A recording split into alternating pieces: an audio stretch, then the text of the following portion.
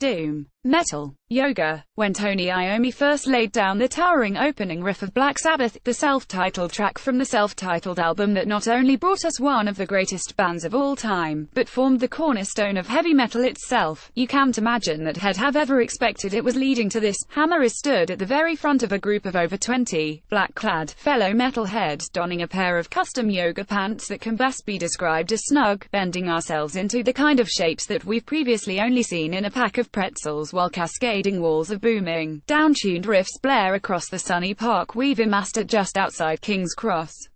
This, friends, is Do Oh My Yoga. And it's unlike any exercise class you've ever taken before. Looking back, I can see the birth of Oh My Yoga actually took place while I was traveling in India, explains instructor and Do Oh My Yoga co-founder Camelia McKide earlier that day. After 3 months of traveling, I was terribly sick and skeletal. It made it to the foot of the Himalayas, to Rishikesh, the Las Vegas of yoga, but I was too sick to practice. Then, my ear suddenly tuned into a familiar sound. An American guy staying opposite me was playing the album, Advaitic Songs. I practiced that day in my room to the album, and continued every day for a month when I got back to London. Eventually, my friend Sana, who helps run Do Oh My Yoga with me, approached me and suggested it would be cool to practice yoga to doom metal. I said, I already have been, and it works. The rest is history. Perhaps, all things considered, doom shouldn't be such a surprising fit for yoga. Metal's oldest subgenre has rarely strayed too far away from the lumbering, weighted riffs that Iommi perfected nearly half a century ago, but over more recent years, the scene has become inundated with bands pushing the sound into more nebulous and transcendental realms. Bands like aforementioned Californian Zom, Oregon collective Yob and droning force of nature Sunno, all artists that bring a deeper, spiritual gravitas to a style of music that is by its very design made to entrance your mind as much as your body. I grew up listening to metal as a teenager, explains Camelia.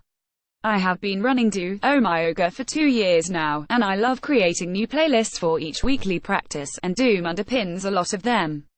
I also use a lot of ambient, drone, psychedelic and avant-garde stuff, too, and of course there's chanting and mantra, traditional or otherwise.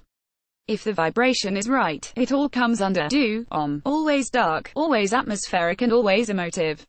It works beauty together. Alright, so two worlds collide and it actually works, but how does that fit into a lanky, useless music journalist attempting his very first session in front of nearly 24 regulars who know their downward-facing dog from their balazana? You'll be fine. Camelia smirks as she puts on a headset and the small park we've taken over is suddenly awash with droning noise, my fellow yoga students taking up starting positions.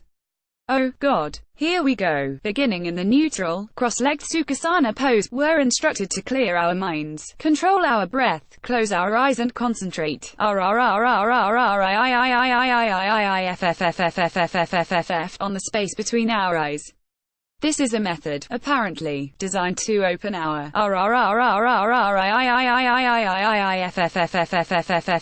third eye, our chakra. From there, we are slowly but surely instructed to transition into an evolving variety of poses and positions, featuring everything from the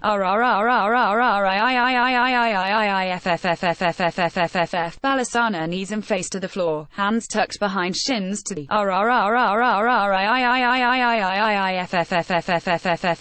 Virabhadrasana. Think a particularly melodramatic surfer. There's more advanced ones too, of course. The Salambhasa Vangasana were essentially a supported shoulder stand, had Hammer very nearly toppling over, and there were a couple of times where a helpful hand from Camelia shot out to push her head into place and nudge a foot into a better position.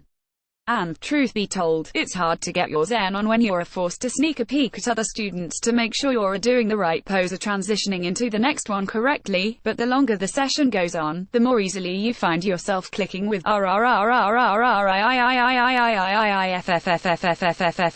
the rest of the class. And as for those big ol